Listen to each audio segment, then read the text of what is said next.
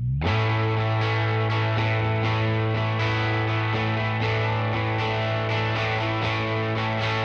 would agree. And you're prompting me. I'm going to have to make an appointment for that.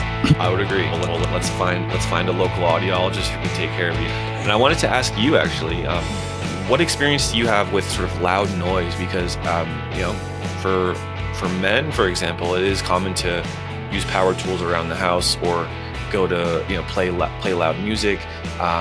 And other individuals might have other loud hobbies, whether that's firearms or they actually have an occupation or a job that works with a lot of loud noise. That loud noise can cause a hearing loss, which can cause tinnitus and put someone at risk of these negative hearing loss impacts. So curious about you, any loud noise exposure in your life? Not anything overly significant. Probably, maybe an isolated incident here and there.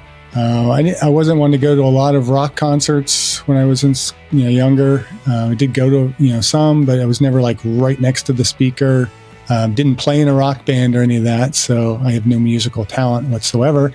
I have worked in certain areas of construction, but nothing that was, I think, overly loud or what I'd consider more dangerous sounds in the work.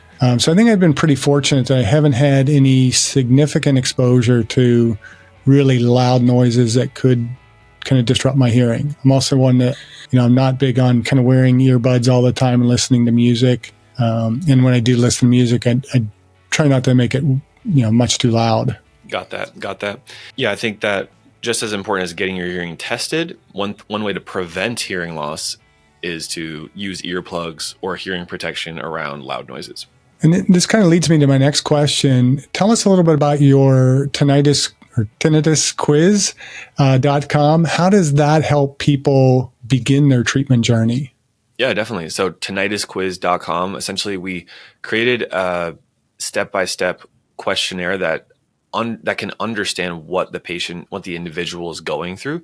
So for someone with tinnitus, they might think, I'm not really sure how bad of a problem this is. I could use some resources. I certainly don't want it to get worse. That would be a great reason to head over to the quiz, tinnitusquiz.com. And we set this up for that individual in mind, someone who wants to learn more about what options are available for them in terms of treatments or getting potentially an expert opinion on what's going on in their case. So you go through the quiz, you answer the questions, and then it gives you a result. It tells you the severity of your tinnitus and some options of what you can do to take next steps. For someone that is listening, if you know someone who deals with significant tinnitus and they know, hey, and they've maybe told you, I'm really struggling with this. I would do anything if something could help. I just don't know anything that's out there.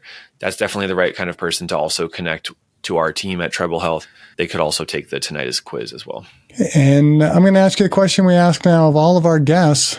What are you doing personally to age well? Personally, what I'm focused on is physical health, social, emotional health. So on the physical side of it, here's an interesting point of view that some of your listeners might benefit from. So I started a business 5 years ago, and that over the course of years, there's been different ebbs and flows of stress. And what I noticed is that I was having some back pain and some muscular spasms that would really set me back, and they seemed to be related to stress. So when I was going through a stressful period of my work as an entrepreneur, and then I would try to work out, like go on a run or lift weights, my back would kind of give out, and very normal movements. So I was very alarmed for a while, but recently kind of learned the connection between if my body and muscles are so tight from stress, that's when I need to be self-aware of it and actually settle my system, not try to force more through it.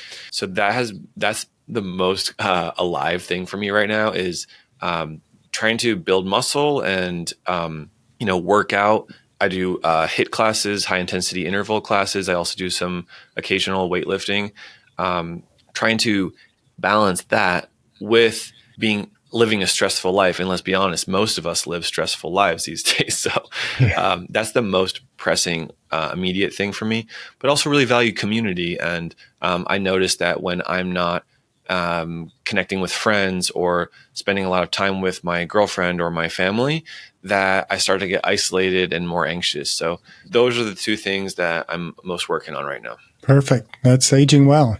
So what got you interested in kind of auditory science and tinnitus in particular? I was interested in the relationship between music, loud noise from music or music festivals, and how that impact people's hearing and their health. That was my original interest, more of a public health angle.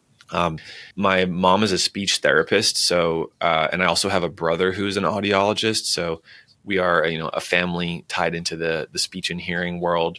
And then I specialize in tinnitus treatment. So what got me connected with that was working with patients. I had a residency at the UCSF Medical Center in San Francisco, which is a specialty clinic where I saw people with tinnitus, sound sensitivity, these conditions that most doctors don't know what to do with these patients. But with the right approach and the right system, they got significantly better. And the changes that they make were just so 180, that I realized, wow, this is really reducing people's suffering, and it's helping them in a very unique way. And then I had a patient who drove 4 hours from Lake Tahoe to San Francisco to see me for an appointment. And I realized, wow, these patients, this patient, she already went to her local physician. She went to an ENT and audiology specialist, but they didn't know what to do for tinnitus, really. So she drove 4 hours to see me. And that was my aha moment of, maybe this appointment could have happened over Zoom and she didn't need to drive so far. A few years later, I started the YouTube channel and the telehealth offering for tinnitus, and that has made a huge impact. We've worked with thousands of patients. So what's on the horizon in terms of new research or emerging technologies that could change how we manage hearing health, and particularly with aging? Absolutely. With the hearing component, there has been research over the years for asking the question, can we regrow the cells in the cochlea, the hearing organ? Can we regrow those cells?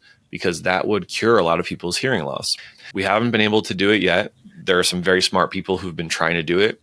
That's still ongoing. That would also have an impact for tinnitus, because a lot of tinnitus is related to hearing loss as well, right?